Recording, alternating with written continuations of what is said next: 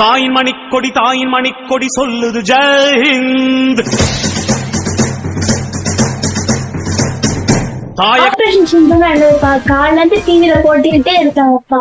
Operation சிந்தூர்னா ஒரு 5 நாளைக்கு முன்னாடி பகல்காம்ங்கிற இடத்துல பாகிஸ்தான் தீவிரவாதிகள் வந்து நம்ம இந்தியாவில உள்ள டூரிஸ்ட் பிளேஸ், அது வந்து அந்த டூரிஸ்ட் உள்ள இடத்துல நம்ம இந்தியர்களை பார்த்து அப்பாவி பொதுமக்கள் அண்ணன் தம்பி சகோதரர்கள் எல்லாத்தையும் சுட்டு ஒரு 26 பேரை கொண்டது. அந்த 26 பேரை கொண்டதுக்கு 5 நாளா ஒரு பதட்டம் இருந்துகிட்டே இருந்துச்சு. அதுக்கு இன்னைக்கு வந்து ஆபரேஷன் சிந்தூர் அப்படி, அதாவது பெண்கள் பொட்டு வந்த பெண்களுக்கு குங்குமம் அந்த இது மாதிரி வச்சு இன்னைக்கு நம்ம நாட்டோட பிரதமர் வந்து பாகிஸ்தான்ல உள்ள அந்த தீவிரவாதிகள் நிலைகளை நம்ம இந்திய ராணுவத்தோட முப்படை, கப்பற்படை, விமானப்படை, ராணுவப்படை, நம்ம முப்படைகளும் சேர்ந்து பாகிஸ்தானோட அந்த 9 நிலைகளையும் அழிச்சு அவங்களுக்கு ஒரு பயத்தை காட்டியாச்சு. நம்ம கிட்ட ரஃபேல்ங்கிற போர் விமானம் நம்ம கிட்ட இருக்கு. அதை வச்சு துல்லியமா ஒரு 30-40 கிலோமீட்டர் இல்ல 50 கிலோமீட்டர் தூரத்தில் உள்ள அவங்க கேம்ப் பூரா ஏவுகணையை போட்டு ஓரளவுக்கு அழிச்சு அவங்க ஒரு பீதி பயத்தை காட்டியாச்சு. அதாவது நம்ம கிட்ட உள்ள கொள்கை என்னன்னா,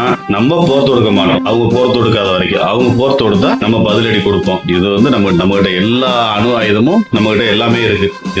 அவங்க கூட நம்ம வந்து போர் புரிவதற்கான எல்லா ஆயுதங்களும் நம்ம கிட்ட தயார் நிலையதான் இருக்கு. அதனால இன்னைக்கு ஆபரேஷன் சிந்தூர் அப்படிங்கிறது நடந்து வந்து காலத்து டிவில நீ பாத்துட்டு இருக்கீங்க. அது வந்து நம்ம இந்தியா தைரியமா அவங்கள போர் தொடுத்துருக்காங்க. இனிமே அவங்க பதில் எது செஞ்சாலும் இந்தியா தக்க நடவடிக்கை எடுக்கும். அவங்களுக்கு பீதியும் பயத்திலே வச்சுக்கிட்டே இருக்கும். எப்பயுமே நம்ம வந்து நம்ம பாரதத்து மேல முழு நம்பிக்கையோட இருக்கணும். நம்ம இந்தியா வந்து நமக்கு மேல ராணுவம் இருக்கு. ராணுவம் வந்து நம்ம வந்து பாதுகாத்துக்கிட்டே இருக்கும். நம்ம வந்து பயப்படாம நிம்மதி அன்னைக்கு தூங்கணும்னா அது நம்ம ராணுவத்தால தான் முடியும். எப்பயுமே இந்தியா வாழ்க. ஜெய்ஹிந்த். ஜெய்ஹிந்த். வண்ணம் பல வண்ணம் நம் எண்ணம் ஒன்றல்லோ, பறவைகள் பலவன்றோ, வானம் ஒன்றன்றோ, தேகம் பலவாகும் நம்